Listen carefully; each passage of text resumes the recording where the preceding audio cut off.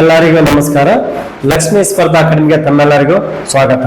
ಇಂದು ನಮ್ಮ ಲಕ್ಷ್ಮೀ ಸ್ಪರ್ಧಾ ಅಕಾಡೆಮಿಯಿಂದ ಏನಂತಂದ್ರೆ ಪಕ್ಷಾಂತರ ನಿಷೇಧ ಕಾಯ್ದೆ ಬಗ್ಗೆ ಏನಂದ್ರೆ ವಿಶೇಷವಾದಂತ ಕ್ಲಾಸ್ ಇರುವಂತದ್ದು ನಾವು ಕಾಣಲಾಗ್ತೀವಿ. ಇಲ್ಲಿ ಇನ್ನೊಂದಂದ್ರೆ ನಮ್ಮ ದೇಶಕ್ಕೆ ಸ್ವತಂತ್ರ ಸಿಕ್ಕ ನಂತರ ಅಂದ್ರೆ ಪ್ರಥಮ ಸಾರ್ವತ್ರಿಕ ಚುನಾವಣೆ 1951-52 ಆದಮೇಲೆ ಅಂದ್ರೆ ಮೊದಲೇನಪ್ಪ ಅಂದ್ರೆ ಏಕಪಕ್ಷದ ಪ್ರಾಬಲ್ಯ ಇರುವಂತದ್ದನ್ನು ನಾವು ಕಾಣಲಾಗ್ತೇವೆ. ಅಂದ್ರೆ 1970 ಅವಧಿಗೆ ಅಂದ್ರೆ ಏಕಪಕ್ಷ ಓನ್ಲಿ ಕಾಂಗ್ರೆಸ್ ಪಕ್ಷ ಇರುವಂತದ್ದನ್ನು ನಾವು ಕಾಣಲಾಗ್ತೀವಿ. ನಂತರ ದಿನಗಳಲ್ಲಿ ಪಕ್ಷಾಂತರ ಕಾಮನ್ ಆಗಿರುವಂತದ್ದು ಯಾವ ಅವಧಿಯಲ್ಲಿ ಅಂದ್ರೆ 1960,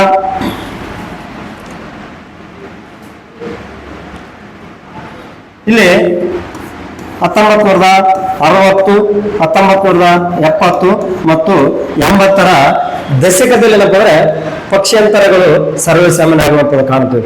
ಯಾಕೆ ಪಕ್ಷಾಂತರ ಆಗ್ತಾರ ಅಂತಂದ್ರೆ ಪ್ರಮುಖವಾಗಿ ಎರಡೇ ಅಂತ ಹೇಳ್ತೀವಿ.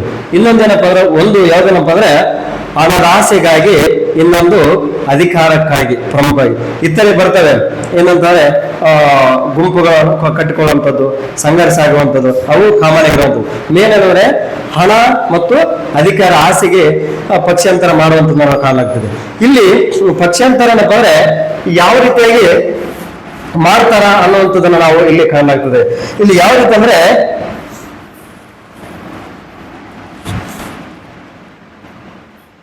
ನಾವು ಪ್ರಮುಖವಾಗಿ ಏನಪ್ಪ ಅಂದ್ರೆ ಇಲ್ಲಿ ನೋಡ್ಬೇಕಾಗ್ತದೆ. ಯಾವ್ದಂತಂದ್ರೆ ಇಲ್ಲಿ ಪಕ್ಷಾಂತರ ಮತ್ತೆ ಇನ್ನೊಂದಂದ್ರೆ ಪಕ್ಷಾಂತರ ನಿಷೇಧ ಅನ್ನೋದ್ರ ಬಗ್ಗೆ ನಮ್ಗೆ ಫಸ್ಟ್ ಗೊತ್ತಾಗಬೇಕಾಗ್ತದೆ. ಇಲ್ಲಿ ಪಕ್ಷಾಂತರ ಅಂತಂದ್ರೆ ಇಲ್ಲಿ ಡಿಫೆಕ್ಷನ್ಸ್ ಅಂತೇಳಿ ನಾವೇನಂದ್ರೆ ಡಿಫೆಕ್ಷನ್ಸ್ ಹೇಳುವಂಥದ್ದು ಯಾವ ರೀತಿ ಅಂತಂದ್ರೆ ಈಗಾಗಲೇ ಈ ಪಕ್ಷಾಂತರಕ್ಕೆ ವಿವಿಧ ರೂಪದ ಪದಗಳನ್ನು ನಾವು ಕಾಣಲಾಗ್ತದೆ. ಇಲ್ಲಿ ಏನಂತಾರೆ ಫ್ಲೋರೋ ಕ್ರಾಸಿಂಗ್ ಅಂತೇಳಿ ಇಲ್ಲಿ ಅಂದ್ರೆ ಇಂಗ್ಲೆಂಡ್ ನಲ್ಲಿ ಕಾಣಲಾಗ್ತದೆ. ಅದೇ ರೀತಿ ಅಂದ್ರೆ ಇನ್ನೊಂದಂದ್ರೆ ಕಾರ್ಪೆಟ್ ಕ್ರಾಸಿಂಗ್ ಅಂತೇಳಿ ನೈಜೀರಿಯಾ ದೇಶದಲ್ಲಿ ಕಾಣಲಾಗ್ತದೆ. ನಮ್ಮ ದೇಶದಲ್ಲಿ ಏನಂತ ಅಂದ್ರೆ ಡಿಫೆಕ್ಷನ್ ಅಂತೇಳಿ ನಾವು ಪದಗಳ ಬಳಕೆ ಆಗುವಂಥದ್ದು ನಾವು ಕಾಣಲಾಗ್ತದೆ. ಅಂದ್ರೆ ಇಲ್ಲೇನಂದ್ರೆ ಇಂಗ್ಲೆಂಡ್ ಅಂದ್ರೆ ಒಂದು ಫ್ಲೋರ್ ಇಂದ ಇನ್ನೊಂದು ಫ್ಲೋರಿಗೆ ಅಂದ್ರೆ ಅದೇನಂದ್ರೆ ಪಕ್ಷ ಬದಲಾವಣೆ ಮಾಡೋದ್ರಿಂದ ಅಂದ್ರೆ ಅದಕ್ಕೆ ನಾವು ಪಕ್ಷಾಂತರ ಅನ್ನುವಂಥದ್ದು ನಾವು ಕಾಣಲಾಗ್ತದೆ. ಇನ್ನೊಂದೇನಂದ್ರೆ ಇದು ಕಾರ್ಪೆಟ್ ಕ್ರಾಸಿಂಗ್ ಅಂದ್ರೆ ನೈಜೀರಿಯಾದಲ್ಲಿ ಈ ಕಾರ್ಪೆಟ್ ಬಿಟ್ಟು ಈ ಕಾರ್ಪೆಟ್ಗೆ ಏನಂದ್ರೆ ಪಕ್ಷ ಕಾರ್ಪೆಟ್ಗಳನ್ನು ಬದಲಾವಣೆ ಮಾಡಿದ್ರೆ ಅದನ್ನ ನಾವು ಪಕ್ಷಾಂತರ ಅನ್ನುವಂಥದ್ದು ನಾವು ಕಾಣಲಾಗ್ತದೆ. ಇಲ್ಲೇನಂದ್ರೆ ಆಲ್ಮೋಸ್ಟ್ ನಾವೇನಪ್ಪ ಅಂದ್ರೆ ಪಕ್ಷಾಂತರ ಅಂದ್ರೆ ಏನು, ಪಕ್ಷಾಂತರ ನಿಷೇಧ ಕಾಯ್ದೆ ಅನ್ನೋದ್ರ ಬಗ್ಗೆ ಏನಪ್ಪ ಅಂದ್ರೆ ನಮಗೆ ಸ್ಪಷ್ಟವಾದಂತ ರೀತಿಯಲ್ಲಿ ವ್ಯತ್ಯಾಸ ಬೇಕಾಗ್ತದ. ಇಲ್ಲೇನಂದ್ರೆ ವ್ಯತ್ಯಾಸ ಯಾಕಂದ್ರೆ ನಾವೇನ್ ಮಾಡ್ತಂದ್ರೆ ಪಕ್ಷಾಂತರ ಅಂದ್ರೆ ಒಂದೇ, ಪಕ್ಷಾಂತರ ನಿಷೇಧ ಕಾಯ್ದೆ ಅಂದ್ರೆ ಒಂದೇ ಅಂತ ನಾವು ಯಾವಾಗ್ಲೂ ತಿಳ್ಕೊಳ್ಬಾರ್ದು. ಮೊದಲೇನಪ್ಪ ಅಂದ್ರೆ ಪಕ್ಷಾಂತರ ಅಂದ್ರೆ ಏನು ಅನ್ನೋದ್ರ ಬಗ್ಗೆ ನಮ್ಗೆ ಸ್ಪಷ್ಟವಾದಂತ ರೀತಿಯಲ್ಲಿ ಬೇಕಾಗ್ತದೆ. ಇಲ್ಲಿ ನೋಡ್ರಿ, ಶಾಸನಸಭೆಯ ಸದಸ್ಯರು ತಮ್ಮ ಪಕ್ಷವನ್ನು ಬಿಟ್ಟು ಬೇರೆ ಪಕ್ಷವನ್ನು ಸೇರೋದಕ್ಕೆ ನಾವೇನಂದ್ರೆ ಏನಂದ್ರೆ ಪಕ್ಷಾಂತರ ಅಂತ. ಅಂದ್ರೆ ಶಾಸನಸಭೆಯ ಸದಸ್ಯರಂದ್ರೆ ಕಾಮನಿಗೆ ಏನಂದ್ರೆ MLA ಇರ್ತಾನೆ ಮತ್ತು MP-ಗಳಿರುವಂತದ್ದು ನಾವು ಕಾಣಲಾಗ್ತದೆ. ಅವ್ರು ಏನ್ ಮಾಡಿದ್ರೆ ತಮ್ಮ ಪಕ್ಷವನ್ನು ಬಿಟ್ಟು ಇನ್ನೊಂದು ಪಕ್ಷಕ್ಕೆ, ಯಾವ ರೀತಿ ಅಂದ್ರೆ ಕಾಮನ್ ಅಂದ್ರೆ ಕಾಂಗ್ರೆಸ್ ಪಕ್ಷದಲ್ಲಿರುವಂತ ಶಾಸಕರು ಅಥವಾ MP-ಗಳು BJP ಸೇರುವಂತದ್ದು, ಇತರೆ ಪಕ್ಷಕ್ಕೆ ಸೇರುವಂತದ್ದು ನಾವು ಪಕ್ಷಾಂತರ ಅಂತೀವಿ. ಇದು ಪಕ್ಷಾಂತರ ಬಗ್ಗೆ ನಿಮಗೆ ಸ್ಪಷ್ಟವಾದಂತ ಮಾಹಿತಿ ಗೊತ್ತಾಗಿದೆ. ಇಲ್ಲೇನಂದ್ರೆ ನಮಗೆ ಯಾವ್ದಂದ್ರೆ ಪಕ್ಷಾಂತರ ನಿಷೇಧ ಕಾಯ್ದೆ ಅಂದ್ರೆ ಆಂಟಿ ಡಿಫೆಕ್ಷನ್ ಲಾ ಅಂತ. ಇಲ್ಲೇನಂದ್ರೆ ಎಲ್ಲವೂ ಸೇಮ್ ಇರ್ತದೆ. ಇಲ್ಲೇನಂದ್ರೆ ಒಂದೇ ಬದಲಾವಣೆ ಕಾಣ್ತೀವಿ. ಯಾವ್ದಪ್ಪ ಅಂದ್ರೆ ನಿರ್ಬಂಧಿಸಲು ಅಂತ. ನಿರ್ಬಂಧಿಸಲು ಅಂತಂದ್ರೆ ಆಲ್ಮೋಸ್ಟ್ ನೋಡ್ರಿ, ಶಾಸನಸಭೆಯ ಸದಸ್ಯರು ತಾವು ಚುನಾವಣೆಯಲ್ಲಿ ಆಯ್ಕೆಯಾಗಿ ಬಂದ ಪಕ್ಷವನ್ನು ಬಿಟ್ಟು ಬೇರೊಂದು ಪಕ್ಷಕ್ಕೆ ಅಂದ್ರೆ ಕಾಂಗ್ರೆಸ್ ಇಂದ ಬಿಜೆಪಿ ಅಂದ್ರೆ ಕಾಂಗ್ರೆಸ್ಗೆ ಮತ್ತೆ JDS ಈ ರೀತಿಯಾಗಿ ಪಕ್ಷ ಏನಂದ್ರೆ ಪಕ್ಷಾಂತರ ಆಗುವಂತ ನಾವು ಕಾಣ್ತೇವೆ. ಅದನ್ನ ಅಂದ್ರೆ ಹೋಗಲಿಕ್ಕೆ ಪಕ್ಷಾಂತರ ಆಗ್ಲಿಕ್ಕೆ ಏನ್ ಮಾಡ್ತಾವ ಅಂದ್ರೆ ನಿರ್ಬಂಧಿಸಲು ಜಾರಿಗೆ ತಂದಿರುವ ಕಾಯ್ದೆ ಏನಪ್ಪ ಅಂದ್ರೆ ನಾವು ಪಕ್ಷಾಂತರ ನಿಷೇಧ ಅಂದ್ರೆ ಒಟ್ಟೇನಂದ್ರೆ ಈ ಪಕ್ಷ ಬಿಟ್ಟು ಇನ್ನೊಂದು ಪಕ್ಷಕ್ಕೆ ಹೋಗುವಂಥದ್ದು. ಇಲ್ಲಿ ಈ ಯಾವ ರೀತಿ ಏನಂತಾರೆ ಇಲ್ಲಿ ಸರಿಯಾದ ರೀತಿಯಲ್ಲಿ ಇಂತ ಸಚಿವ ಸ್ಥಾನ ಸಿಗದಿದ್ದಂತ ಸಂದರ್ಭದಲ್ಲಿ ಆಗಿರ್ಬೋದು. ಇಂತ ಇಲ್ಲಿ ಏನಂದ್ರೆ ಪ್ರಮುಖವಾಗಿ ನಾವು ಇಲ್ಲಿ ಇಲ್ಲಿ ಕಾಣ್ತೀವಿ. ಇನ್ನೊಂದೇನಂದ್ರೆ ಕುದುರೆ ವ್ಯಾಪಾರ ಅಂತೇಳಿ. ಕುದುರೆ ವ್ಯಾಪಾರ ಅಂದ್ರೆ ಇಲ್ಲಿ ನಾವು ಕುದುರೆನಂದ್ರೆ ದುಡ್ಡು ಮೂಲಕ ಯಾವ ರೀತಿ ಖರೀದಿ ಮಾಡ್ತಲ್ಲ ಅದೇ ರೀತಿ ಶಾಸಕರನ್ನಾಗಿರ್ಬೋದು, MP ಗಳನ್ನಾಗಿರ್ಬೋದು ಅಂದ್ರೆ ಏನ್ ಮಾಡ್ತಾರ, ಬಹುಮತ ಅಸ್ಪಷ್ಟವಾದಂತ ಬಹುಮತ ಇದ್ದಂತ ಸಂದರ್ಭದಲ್ಲಿ ಏನ್ ಮಾಡ್ತಾರೆ ಅಂದ್ರೆ ದುಡ್ಡು ಕೊಟ್ಟು ಕುದುರೆ ವ್ಯಾಪಾರ ಯಾವ ರೀತಿ ಮಾಡ್ತಾರೆ ಅದೇ ರೀತಿಯಲ್ಲಿ ದುಡ್ಡು ಕೊಟ್ಟು ಖರೀದಿ ಮಾಡಿ ಅದೇನಂತಂದ್ರೆ ತಮ್ಮ ಪಕ್ಷಕ್ಕೆ ಸ್ಪಷ್ಟವಾದಂತ ಬಹುಮತವನ್ನು ಪಡೆದುಕೊಳ್ಳಬೇಕು ಅನ್ನೋ ಒಂದು ಉದ್ದೇಶ ಅಂತಂದ್ರೆ ಇಲ್ಲಿ ಪಕ್ಷಾಂತರದಲ್ಲಿ ನಾವು ಕಾಣಲಾಗ್ತದ. ಇಲ್ಲಿ ಇದ್ರ ಬಗ್ಗೆ ನಿಮಗೆ ಗೊತ್ತಾಗ್ತದೆ. ಪಕ್ಷಾಂತರ ಅಂದ್ರೆ ಏನು, ಪಕ್ಷಾಂತರ ನಿಷೇಧ. ಇಲ್ಲಿ ಅಂದ್ರೆ ನಿರ್ಬಂಧ ಇರ್ತದೆ. ಇದಂದ್ರೆ ಇನ್ನೊಂದು ಪಕ್ಷದಿಂದ ಇನ್ನೊಂದು ಪಕ್ಷ ಅಂದ್ರೆ ಇದು ನಾವು ಕಾಮನ್ ಆಗಿ ಏನಪ್ಪ ಅಂದ್ರೆ ಒಂದು ಹಿಂದಿಯಲ್ಲಿ ಡೇಲಿಗಿದೆ ಅಯ್ಯಾರಾಮ್ ಗಯಾರಾಮ್ ಅಂದ್ರೆ ರಾಯಮ ಬಂದ ಮತ್ತೆ ಓದಮ್. ಈ ರೀತಿ ಆದ್ರೆ ಇಡೀ ಒಂದು ಸಾರ್ವತ್ರಿಕ ಚುನಾವಣೆ ಏನಂತಾರೆ ಇಡೀ ಒಂದು ದೇಶಕ್ಕೆ ಏನಪ್ಪ ಅಂದ್ರೆ ಒಂದ್ ರೀತಿ ಇರುತ್ತ ಹಣದ ಖರ್ಚು ಹೆಚ್ಚಿಗೆ ಆಗುವಂತದ್ದು ಕಾಣುತ್ತದೆ.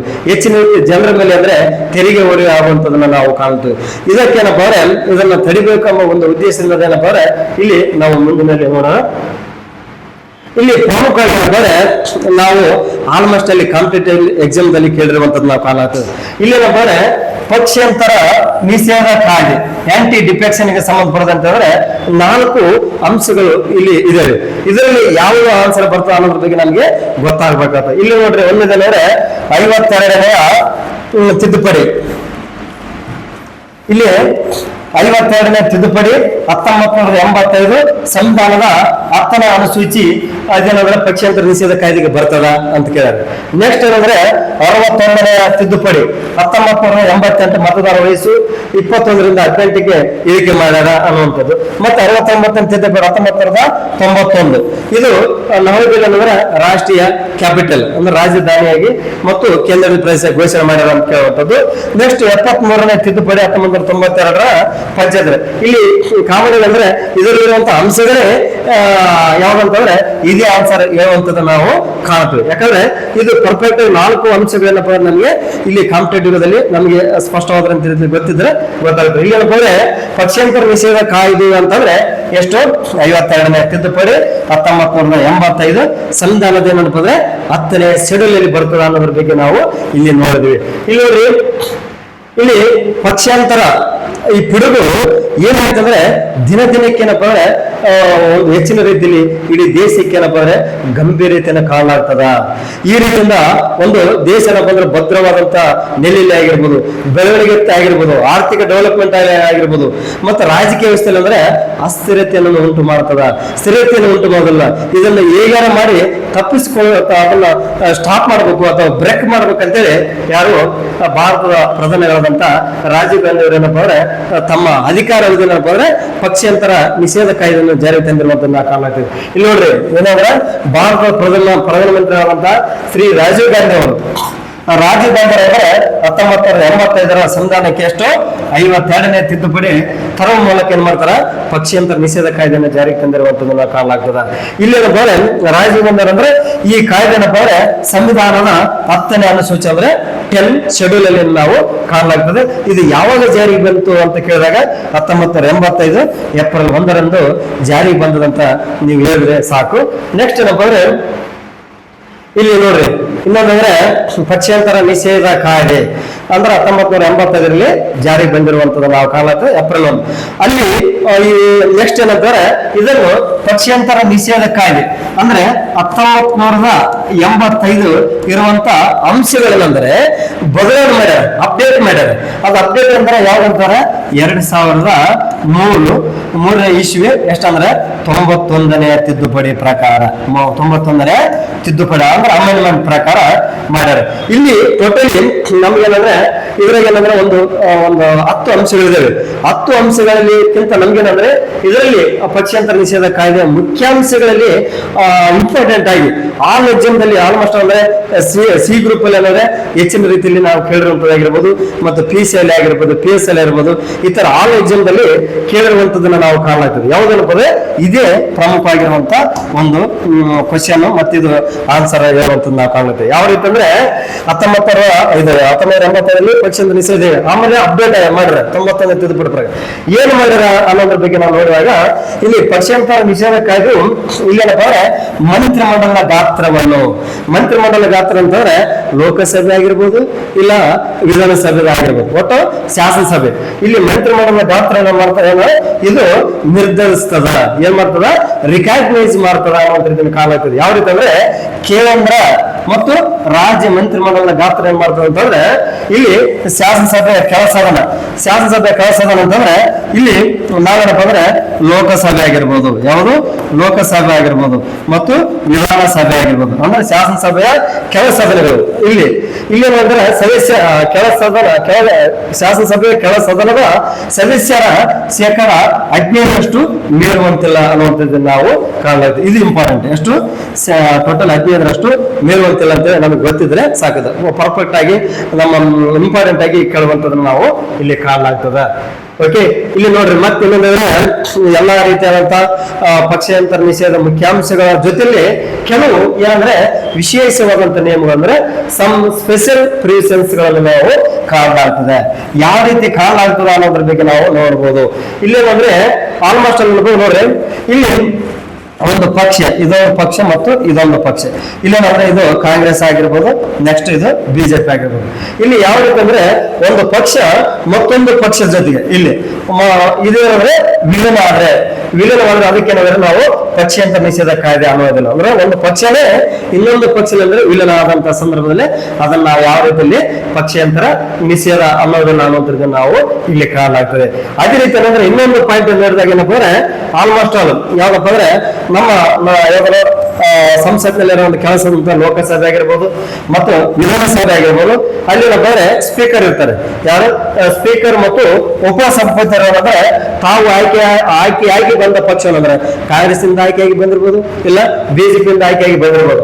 ಅವರು ಏನ್ ಮಾಡ್ತಾರೆ, ಆಯ್ಕೆಯಾಗಿ ಬಂದ ಪಕ್ಷವನ್ನು ಬಿಟ್ಟು ಬೇರೆ ಪಕ್ಷದ ಪರವಾಗಿ ಮತ ಚಲಿಸಿದಾಗ ಅವರಿಗೆ ಈ ಕಾಯ್ದೆ ಅನ್ನೋದಿಲ್ಲ. ಯಾಕಂದ್ರೆ ಕೆಲವು ಏನಾರ ಮಸೂದೆಗೆ ಸಂಬಂಧಪಟ್ಟಂತ ಸಂದರ್ಭದಲ್ಲಿ ಏನ್ ಮಾಡೋದು ಅಂದ್ರೆ ಅಲ್ಲಿ ಅವರೆಲ್ಲ ಕಾಂಗ್ರೆಸ್ ಇಂದ ಆಯ್ಕೆಯಾಗಿ ಬಂದಿರ್ತಾರೆ, ಮತ್ತೆ ಬಿಜೆಪಿ ಆಯ್ಕೆಯಾಗಿ ಬಂದಿರ್ಬೋದು. ಬಟ್ ಏನಪ್ಪಾ ಅಂದ್ರೆ ಅಲ್ಲಿ ತಮ್ಮ ಪಕ್ಷದ ಪರವಾಗಿ ಅಂದ್ರೆ ಸಮ ಮತಗಳು ಬಂದಾಗ, ಯಾವುದು ಸಮ ಮತ ಅಂದ್ರೆ ಈಕ್ವಲ್ ವೋಟ್ಸ್ ಬಂದಾಗ ಏನಪ್ಪ ಅಂದ್ರೆ ತಮ್ಮ ಪಕ್ಷದ ಪರವಾಗಿ ಆಗ್ಬೇಕಂಬುದು ಅಲ್ಲಿ ಯಾವುದೇ ರೀತಿಯಾದಂತ ನಿರ್ಬಂಧ ಇಲ್ಲದೆ ಇರುವಂತದ್ದು. ಅವ್ರು ಏನಪ್ಪ ಅಂದ್ರೆ ಇಲ್ಲಿ ಸಭಾಪತಿ ಅಂದ್ರೆ ನಿಷ್ಪಕ್ಷಪಾತವಾಗಿ ಏನಪ್ಪ ಅಂದ್ರೆ ಅಲ್ಲಿ ಮತವನ್ನು ಚಲಾಯಿಸಲಿಕ್ಕೆ ಅವಕಾಶ ಇರುವಂತದ್ದು ನಾವು ಕಾಣ್ತೀವಿ. ಇದೇನಪ್ಪ ಅಂದ್ರೆ ಇದು ಪಕ್ಷಾಂತರ ನಿಷೇಧಕ್ಕೆ ಸಂಬಂಧಪಟ್ಟಂತೆ ಬರೋದಿಲ್ಲ.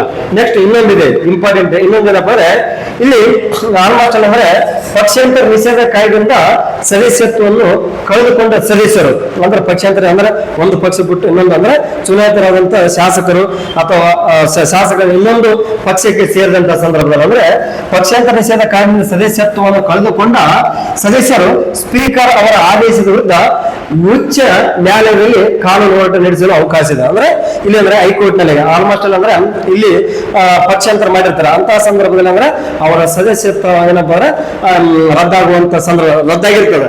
ಇದು ಯಾವುದೇನಪ್ಪ ಅಂದ್ರೆ ಎಷ್ಟಂದ್ರೆ 2019 ಸಭಾಪತಿ ಯಾರಂದ್ರೆ ಯಾರಂದ್ರೆ ರಮೇಶ್ ಕುಮಾರ್ ಏನಪ್ಪ ಅಂದ್ರೆ ಇಲ್ಲಿನ ಶಾಸಕರನ್ನಪ್ಪ ಅಂದ್ರೆ ಏನ್ ಮಾಡಿರ್ತಾರೆ, ಅವರ ಸದಸ್ಯತ್ವ ಅಂದ್ರೆ ರದ್ದು ಮಾಡಿರ್ತಾರೆ. ಯಾವುದು ಒಂದು ಪಕ್ಷಾಂತರ ಒಂದು ಸಲುವಾಗಿ. ಹಾಗಾದ್ರೆ ಅಲ್ಲಿ ಯಾರಪ್ಪ ಅಂದ್ರೆ ಆಲ್ಮೋಸ್ಟ್ ಅಲ್ಲ ಶ್ರೀಮಾನ್ಯ ರಮೇಶ್ ಜಾರಕಿಹೊಳಿ ಆಗಿರ್ಬೋದು, ಮತ್ತೆ ಪ್ರತಾಪ್ ಗೌಡ ಮಾಲಿ ಪಟೇಲ್ ಆಗಿರ್ಬೋದು, ಡಾಕ್ಟರ್ ಕೆ ಸುಧಾಕರ್ ಆಗಿರ್ಬೋದು, ಮತ್ತೆ ಇತರೆ ಶಾಸಕರೇನಪ್ಪ ಅಂದ್ರೆ ಇಲ್ಲಿ ಪಕ್ಷಾಂತರ ಮಾಡಿದಂತ ತಮ್ಮ ಸದಸ್ಯತ್ವಕ್ಕೆ ಏನಪ್ಪ ಅಂದ್ರೆ ಅವರು ಇಲ್ಲಪ್ಪ ಅಂದ್ರೆ ಕರ್ನಾಟಕ ವಿಧಾನಸಭಾ ಸ್ಪೀಕರ್ ಅವರ ಆದೇಶದ ಅನ್ವಯ ಸದಸ್ಯತ್ವ ಕಳೆದುಕೊಂಡ ಸದಸ್ಯರು ಇವರು ಇದಾರಲ್ಲ ಸದಸ್ಯರು, ಈಗ ಹೇಳಿದ್ನಲ್ಲ ಅವ್ರೇನಪ್ಪ ಅಂದ್ರೆ ಸುಪ್ರೀಂ ಕೋರ್ಟ್ ನಲ್ಲಿ ಕಾನೂನು ಹೋರಾಟ ನಡೆಸಿ ತಮ್ಮ ಸದಸ್ಯತ್ವವನ್ನು ಅಂದ್ರೆ ಮರಳಿ ಪಡೆದುಕೊಂಡಿರುವಂತದ್ದು ನಾವು ಇಲ್ಲಿ ಕಾಣಲಾಗಿದೆ. ಇದೇನಪ್ಪ ಅಂದ್ರೆ ಇದು ಪಕ್ಷಾಂತರ ನಿಷೇಧ ಕಾಯ್ದೆಗೆ ಸಂಬಂಧಪಟ್ಟಂತ ಅಲ್ಲಿ ಯಾವ ರೀತಿ ಯಾವಾಗ ಜಾರಿಗೆ ಬಂತು ಮತ್ತೆ ಅದರ ಮುಖ್ಯಾಂಶಗಳೇನು ಮತ್ತೆ ಅದರ ವಿಶೇಷವಾದ ನಿಯಮಗಳ ಬಗ್ಗೆ ಏನಪ್ಪ ಅಂದ್ರೆ ಇಲ್ಲಿ ನೀವು ನೋಡಿದ್ರಿ. ನೆಕ್ಸ್ಟ್ ಏನಪ್ಪ ಅಂದ್ರೆ ಇಲ್ಲಿ ನಾವೇನಪ್ಪ ಮತ್ತೆ ಪ್ರಚಲಿತ ವಿದ್ಯಮಾನಿಗೆ ಸಂಬಂಧಪಡದಂತೆ ಇಲ್ಲಿ ಪ್ರಚಲಿತ ವಿದ್ಯಮಾನಿಗೆ ಸಂಬಂಧಪಡದಂತೆ ನಾವು ಭಾರತ ದೇಶದ ಪ್ರಸ್ತುತ ಪ್ರಧಾನಿಗಳಾದಂತ ಸನ್ಮಾನ್ಯ ಶ್ರೀ ನರೇಂದ್ರ ಮೋದಿ ಅವರನ್ನಪ್ಪ ಅವರು ಯಾವ ರೀತಿ ಅಂದ್ರೆ ದೇಶದ 2ನೇ ಅತಿ ಸುದೀರ್ಘ ಪ್ರಧಾನಿ ಆಗಿರ್ತಾರೆ, ಅಂದ್ರೆ ಸತತವಾಗಿ ಅಂದ್ರೆ ಸುದೀರ್ಘವಾದಂತ ಪ್ರಧಾನಿ ಆಗಿರ್ತಾರೆ. ಈಗಾಗಲೇ ಸುದೀರ್ಘವಾಗಿ ಪ್ರಧಾನಮಂತ್ರಿಗಳು ಯಾರಾಗಿದ್ದರು ನಮ್ಮ ಭಾರತ ದೇಶದಲ್ಲಿ ನೋಡ್ರೆ ಯಾರು ಶ್ರೀಮತಿ ಇಂದಿರಾ ಗಾಂಧಿ ಅವರು ಆಗಿದ್ದರು. ಅವರ ದಾಖಲೆ ಎಷ್ಟು ಬಂದ್ರೆ 4077 ದಿನಗಳ ಇತ್ತು. ಇವರೇನಪ್ಪ ನರೇಂದ್ರ ಮೋದಿ ಏನಪ್ಪ ಜುಲೈ 25, 2025 ಅಂದ್ರೆ 4077 ದಿನಗಳೇನಂದ್ರೆ ಬ್ರೇಕ್ ಮಾಡಿರುವಂತದ್ದು ನಾವು ಕಾಣಲಾಗ್ತೇವೆ. ಅಂದ್ರೆ 4078 ದಿನಗಳೇನಪ್ಪ ಅವ್ರನ್ನೇನಂದ್ರೆ ಸೈಡ್ ಹೊಡೆದಾರೆ ಅಥವಾ ಬ್ರೇಕ್ ಮಾಡ್ರೆ ಈಗ ಮುಂದಿರುವಂತ ವ್ಯಕ್ತಿಗಳಾಗಿದ್ದಾರೆ ಅಂತ ನಾವು ಇಲ್ಲಿ ಹೇಳಲಾಗ್ತದೆ. ಇಲ್ಲೇನಂದ್ರೆ ನೆಕ್ಸ್ಟ್ ಅಂದ್ರೆ ಅದೇ ಮೋದಿ ಅವರ ಬಗ್ಗೆ ನಾವು ನೋಡಿದಂತ ಸಂದರ್ಭದಲ್ಲಿ ಒಂದು ಪ್ರಚಲಿತ ವಿದ್ಯಮಾನಕ್ಕೆ ಸಂಬಂಧಪಟ್ಟಂತೆ ನೋಡಿದಾಗ ಏನಪ್ಪ ಇಡೀ ಪ್ರಧಾನಿ ಅವರು ವಿಶ್ವದ ಅತ್ಯಂತ ವಿಶ್ವಾಸಾರ್ಹ ನಾಯಕರಾಗಿರ್ತಾರೆ ಇಡೀ ಜಗತ್ತಿನಾಗ ಅನ್ನುವಂಥ ರೀತಿಯಲ್ಲಿ ನಾವು ಇಲ್ಲಿ ಕಾಣಲಾಗ್ತದೆ. ಟೋಟಲಿ ವೋಟಿಂಗ್ ಏನಪ್ಪ ಇಲ್ಲಿ 75% ವೋಟಿಂಗ್ ಪಡೆಯುವಂತ ಒಂದು ವ್ಯಕ್ತಿ ಆಗಿರ್ತಾರೆ ಇಡೀ ಒಂದು ವಿಶ್ವದಲ್ಲಿ ಅಂತ ಹೇಳಲಾಗ್ತದೆ. ಅದೇ ರೀತಿ ಏನಪ್ಪ ಇಲ್ಲಿ ಟೋಟಲ್ ಏನಪ್ಪ 8ನೇ ವಿಶ್ವದ ಅತ್ಯಂತ ವಿಶ್ವಾಸಾರ್ಹ ನಾಯಕನಾದ್ರೆ ಯಾರಂದ್ರೆ ಡೊನಾಲ್ಡ್ ಟ್ರಂಪ್ ಆಗಿರುವಂತಹ ವ್ಯಕ್ತಿ ಆಗಿರ್ತಾರೆ. ಇಲ್ಲಿ ನೆಕ್ಸ್ಟ್ ದಕ್ಷಿಣ ಕೊರಿಯಾದ ಅಧ್ಯಕ್ಷರೇನಪ್ಪ 2ನೇ ವ್ಯಕ್ತಿ ಆಗಿರ್ತಾರೆ ಅನ್ನುವಂಥ ರೀತಿಯಲ್ಲಿ ನಾವು ಇಲ್ಲಿ ಕಾಣಲಾಗ್ತದೆ. ನೋಡಿ ಮತ್ತೇನಂದ್ರೆ ಒಂದು ಪ್ರಚಲಿತ ವಿದ್ಯಮಾನಕ್ಕೆ ಸಂಬಂಧಪಟ್ಟಂತೆ ನೋಡಲಾಗ್ತದೆ. ಇಲ್ಲಿ ಸ್ವಚ್ಛ ಸರ್ವೇಕ್ಷಣಾ ಸಮಿತಿ ನಗರದ ಪಟ್ಟಿಯನ್ನು ಪ್ರಕಟ ಮಾಡ್ಯಾರ. ಈ ಪ್ರಕಟ ಮಾಡಿದಂತ ಸಂದರ್ಭದಲ್ಲಿ ಅಂದ್ರೆ ಇಲ್ಲಿ ಸತತವಾಗಿ 8ನೇ ಸಲ ಏನಪ್ಪಾ ಅಂದ್ರೆ ಮಧ್ಯಪ್ರದೇಶದ ಇಂದೋರ್, ಯಾವುದು ಮಧ್ಯಪ್ರದೇಶದ ಇಂದೋರ್, ಈ ಮಧ್ಯಪ್ರದೇಶ ಏನಪ್ಪ ಇದು ಸತತವಾಗಿ ಮೊದಲ ಸ್ಥಾನವನ್ನು ಪಡೆದುಕೊಂಡಿರುವಂತ ನಾವು ಕಾಣಲಾಗ್ತದೆ. ಇಲ್ಲಿ ಸ್ವಚ್ಛ ಸರ್ವೇಕ್ಷಣಾ ಸಮೀಕ್ಷೆ ನಗರದ ಪಟ್ಟಿಯಲ್ಲಿ ಇದು ನಮ್ಮ ಮೈಸೂರೇನಪ್ಪ 3ನೇ ಸ್ಥಾನವನ್ನು ಪಡೆದುಕೊಂಡಿರುವಂತದ್ದು ನಾವು ಇಲ್ಲಿ ಕಾಣಲಾಗ್ತದೆ. ಯಾಕಂದ್ರೆ ಕಾಂಪಿಟೇಟಿವ್ ಪ್ರಚಲಿತ ವಿದ್ಯಮಾನಕ್ಕೆ ಸಂಬಂಧಪಟ್ಟಂತೆ ನಮ್ಮ ಕರ್ನಾಟಕದ ಬಗ್ಗೆ ಕೇಳಿದಂತ ನಗರದ ಪಟ್ಟಿಯಲ್ಲಿ ಕೇಳಿದಂತ ಸಂದರ್ಭದಲ್ಲಿ ಮೈಸೂರು 3ನೇ ಸ್ಥಾನದಲ್ಲಿದೆ ಅಂತ ನಾವು ಹೇಳಿದ್ರೆ ಸಾಕು. ನೆಕ್ಸ್ಟ್ ಏನಪ್ಪ ಇಲ್ಲಿ ಇಂಪಾರ್ಟೆಂಟ್ ಆಗಿ ಏನಂದ್ರೆ ಇದು ಯಾವಾಗಂತಂದ್ರೆ ಜುಲೈ 14, 2025 ಕೇಂದ್ರ ಸಾರಿಗೆ ಮತ್ತು ಹೆದ್ದಾರಿಗಳ ಸಚಿವರಾದಂತ ಯಾರು ನಿತಿನ್ ಗಡ್ಕರಿ ಇಲ್ಲಿ ಏನಂದ್ರೆ ಒಂದು ಅತಿ ಉದ್ದವಾದಂತ ಕೇಬಲ್ ಸೇತುವೆ ಉದ್ಘಾಟನೆ ಮಾಡಿದ್ರು. ಅದು ಯಾವ್ದಂತಂದ್ರೆ ದೇಶದ 2ನೇ ಅತಿ ಉದ್ದವಾದಂತ ಸಿಗಂದೂರು ಕೇಬಲ್ ಸೇತುವೆ ಅಂದ್ರೆ ಉದ್ಘಾಟನೆ ಮಾಡಿರುವಂತ ನಾವು ಇಲ್ಲಿ ಕಾಣಲಾಗ್ತದೆ. ಇಲ್ಲಿ ಯಾವ್ದಂದ್ರೆ ಇಲ್ಲಿ ಈ ಸೇತುವೆ ಇದೇನಪ್ಪ ಎಷ್ಟು ಉದ್ದಿದೆ ಈ ಸೇತುವೆ ಎಷ್ಟಂದ್ರೆ 900 ಮೀಟರ್. ಎಷ್ಟು 900 ಮೀಟರ್ ಸೇತುವೆ ಇರೋಂಥದ್ದು ಕಾಣಲಾಗ್ತದೆ. ಇದು ಸಿಗಂದೂರು ಸೇತುವೆ ಇದು ಯಾವ ಜಿಲ್ಲೆದಾಗ ಬರ್ತಂದ್ರೆ ಶಿವಮೊಗ್ಗ ಜಿಲ್ಲೆಯ ಸೊರಬ ತಾಲೂಕಿನಲ್ಲಿ ಬರುವಂತದ್ದು ನಾವು ಕಾಣುತ್ತೇವೆ. ಈ ಸೇತುವೆ ಮೂಲಕ ಅಂದ್ರೆ ಇಲ್ಲಿ ಕಲಗೋಡ ಮತ್ತು ಸಿಗಂದೂರು ಅಂದ್ರೆ ಸಿಗಂದೂರ ಗ್ರಾಮಗಳೇನು ಮಾಡ್ತದ ಇಲ್ಲಿ ಸೇತುವೆ ಸಂಪರ್ಕ ಮಾಡುವಂತದ್ದು ನಾವು ಇಲ್ಲಿ ಕಾಣಲಾಗ್ತದೆ. ಇಲ್ಲೇನಂದ್ರೆ ಈ ಸೇತುವೆ ಮೂಲಕ ಏನಪ್ಪ ನಮ್ಮ ಇಲ್ಲಿ ಪ್ರವಾಸ ಮಾಡ್ಲಿಕ್ಕೆ ಅನುಕೂಲ ಕಾಣಲಾಗ್ತದೆ. ಇಲ್ಲಿ ಒಂದು ಪ್ರಮುಖವಾದಂತ ಒಂದು ದೇವಸ್ಥಾನ ಇದೆ. ಆ ದೇವಸ್ಥಾನ ಏನಪ್ಪ ಅಂದ್ರೆ ದೇವಿ